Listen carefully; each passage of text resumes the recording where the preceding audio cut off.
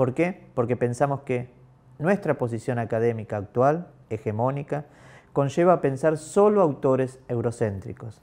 No hay historia sin imperio, dice un autor, pero evidentemente en cada ámbito de la historia del imperio hay cultura, hay identidad, y hay pensadores que conllevan en sus latitudes otra sabiduría. Otra sabiduría que en gran conocimiento hegemónico actual no da razón de aquello que niega en América. ¿Qué es lo que niega? Niega un gran hedor que aparece, una razón diferente, que la esconde, que no lo asume. Y desde ahí nosotros queremos aportar al conocimiento de espacios educativos y de espacios políticos y sociales. La reducción de la filosofía a ese análisis, bueno, justamente es funcional al mantenimiento del statu quo, ¿verdad? Aunque no se lo proponga, simplemente porque no se deja interpelar y no interpela la realidad. Yo creo que la filosofía de la liberación, o esa filosofía que intenta reflexionar desde esta experiencia americana, se ha transformado en, primero, la posibilidad de asumir otros discursos que provienen del margen de lo letrado y que están en una especie de puente de ida y vuelta entre lo letrado y lo bárbaro, por decirlo de alguna manera, e assumir esses discursos como possíveis de generar um saber. Desde o início tem alguma coisa que me incomoda, que é assim, a definição de uma filosofia da libertação pela negação. Ou seja, a identidade comum é a identidade de oprimidos, a identidade de... todos estão sobre o jugo de um tipo de opressão, ou de uma determinada opressão. Mas o que me incomoda é tecer uma filosofia própria de maneira assim tão negativa, a partir de uma identidade negativa. É necessário fazer a crítica das relações de dominação, mas tão importante quanto é criar estratégias efetivas de libertação em vários sentidos. De libertação político-econômica, mas também estética, sensível, mas também espiritual, mas também das relações cotidianas. A categoria oprimido, por si só, para mim não traduz a diversidade que cada pessoa é. Acho que nós somos opressores e oprimidos em cada y de diversos modos, en diversos lugares.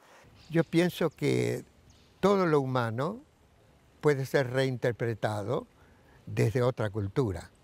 Y entonces, si nosotros no tenemos la cultura europea, aunque tengamos también un mestizaje con ella, el enfoque de la geografía, sobre todo la geografía humana, tiene que ser distinto. Y ciertamente hay una comprensión del espacio en América Latina que es distinta que la europea. A un cierto acento puesto en la espacialidad con respecto a la historicidad que tiene quizá en Europa también más importancia que lo espacial. De tal manera que pienso que hay muchos elementos que pueden ayudar a replantear no solo la geografía, sino la filosofía del espacio y la arquitectura. Todo esto de pensar la filosofía como praxis, como intervención política y no solo como contemplación del mundo, pues tiene que ver con el gran auge del marxismo en América Latina, ¿no? Yo diría que la historia misma de América Latina, yo no hablaría de fracaso, ¿no? Yo hablaría más bien de que los desafíos históricos de la filosofía van cambiando, ¿no? Lo que en aquella época se entendía como la urgencia de un cambio revolucionario en vías hacia el socialismo. Yo creo que la cuestión se ha vuelto un poco más compleja que eso, ¿no?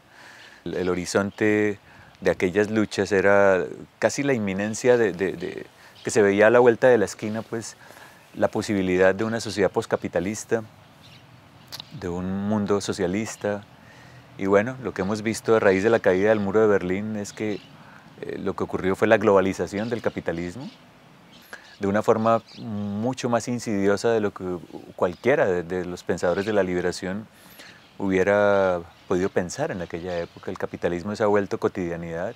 La globalización no significa solamente planetarización, No quiere decir solo que el capitalismo ya abarca todo el último rincón del planeta. Esa es una parte de lo que yo entiendo por globalización. La otra parte no solamente es que el capitalismo se ha vuelto extensivo, sino que se ha vuelto intensivo. Intensivo significa que relaciones que antes no pertenecían a la economía o ámbitos que antes no pertenecían a la economía, ahora sí lo son. Ahora sí son ámbitos económicos. Y eso me parece la tragedia, y eso ni se lo imaginaba pues la filosofía de la liberación, ni la teología de la liberación en los 70s, ¿no? O sea, la cuestión es mucho más dramática hoy de lo que se hubiera podido pensar en aquella época. Somos una historia de venganzas sucesivas. La historia como tal se mueve, por desgracia, a través de las venganzas, de los dones, pero también de los dones negados. O sea, vivimos de venganza en venganza. Cuando yo era decana, creamos un instituto de pensamiento latinoamericano. Y ese instituto logró dos cosas curriculares, que eso es importante, es decir, meter en la carrera de filosofía un seminario de pensamiento latinoamericano en el cual se tratara de asumir lo que es propio de nuestros países, y después otro de pensamiento comparado, Oriente-Occidente. Porque también a Oriente lo dejamos totalmente afuera como si no existiera. En los años 70 la historia es que era justo la época en que volvíamos varios de haber hecho nuestros doctorados o lo que fuera en Europa, por ejemplo Juan Carlos Escanone, Dussel, yo, Carlos Cullen había estado. Entonces nos reunimos todos por convocatoria y por amistad en el Colegio Máximo de San Miguel, convocados por Juan Carlos Escanone. Entonces allí se hicieron las primeras jornadas de filosofía intercultural, no sé si en el 70 o 71. Y tuvimos la presencia, lo pudimos invitar a Leopoldo Sea, de México, a Schwarzman, de aquí de Chile, al peruano Salazar Bondi. Fueron memorables esas jornadas porque había un clima muy interesante y se hicieron dos más. Después vino la dictadura, nos extrañó el último año que había alguien que sacaba fotografías por todas partes. Bueno, y cuando vino la dictadura no desapareció la cosa, sino se replegó, y recuerdo que los estudiantes que estaban muy interesados nos pidieron que les diéramos cursos y empezaron a hacerse reuniones en casas. El término liberación, que lo había traído Dussel, tenía el sentido de que además era muy de los años 60, dependencia o liberación. Entonces liberación tenía el sentido de que debíamos saber liberarnos de ataduras hegemónicas, no para desconocerlas, porque ninguno de nosotros desconoció nunca la filosofía en el sentido estricto de la palabra, en toda su historia y su desarrollo, sino que deberíamos liberarnos del miedo a pensar lo propio, como decía Kusch. ¿Y por qué liberarnos? Porque toda la orientación política, institucional, era seguir los modelos. Entonces había una presión que creo que existe más o menos hasta hoy. Y así que esa idea de filosofía de la liberación siguió lo mismo, siguió en cada país como pudo, en Argentina como pudo, y hace unos años festejamos los 30 años de la filosofía de la liberación en Córdoba, y ahí nos dimos cuenta que era más necesaria que nunca, dada la situación política, económica, etc. Ahora, lo que sí hubo cierto despliegue, digamos así, desarrollo, porque, como decía Escanone, ¿no?, de una primera preocupación, la primera preocupación era conocer las fuentes que no conocíamos, por ejemplo, de pueblos originarios, de lo que fuera. Ahora, conociendo las fuentes y asumiendo la fuente, de ahí surgían los caminos o los métodos que podíamos utilizar. Yo siempre he planteado que hay que ser muy consciente, muy crítico de lo que uno dice y desde dónde uno lo dice, puesto que se puede estar haciendo una filosofía al servicio de la dominación, al servicio del mantenimiento del statu quo y de las situaciones de privilegio, o una filosofía al servicio de la emancipación, al servicio de la liberación. El problema de la democracia es que no hay una democracia, no hay un modelo de democracia, aunque los teóricos políticos han insistido en hacernos creer que hay una sola historia de la humanidad y hay un solo modelo de democracia, el liberal, moderno, europeo, nordatlántico, cuando en realidad si uno analiza la historia de las formas políticas, uno advierte un montón de formas de democracia, un montón de formas de participación y de ejercicio de las tomas de decisión. Se passa que uma vertente da filosofia da libertação foi negligenciada, inclusive injustamente acusada de populista, conservadora. A outra teve muito mais poder discursivo, né, e ganhou o mundo. Mas também foi muito criticada agora pela filosofia intercultural, né, liderada pelo Raul Forné Bittencourt. Eu tenho muita identidade com essa discussão da interculturalidade, porque eu acho que ela faz a crítica devida à filosofia da libertação sem ser uma ruptura total. É uma crítica de continuidade e não de um outro bloco, né?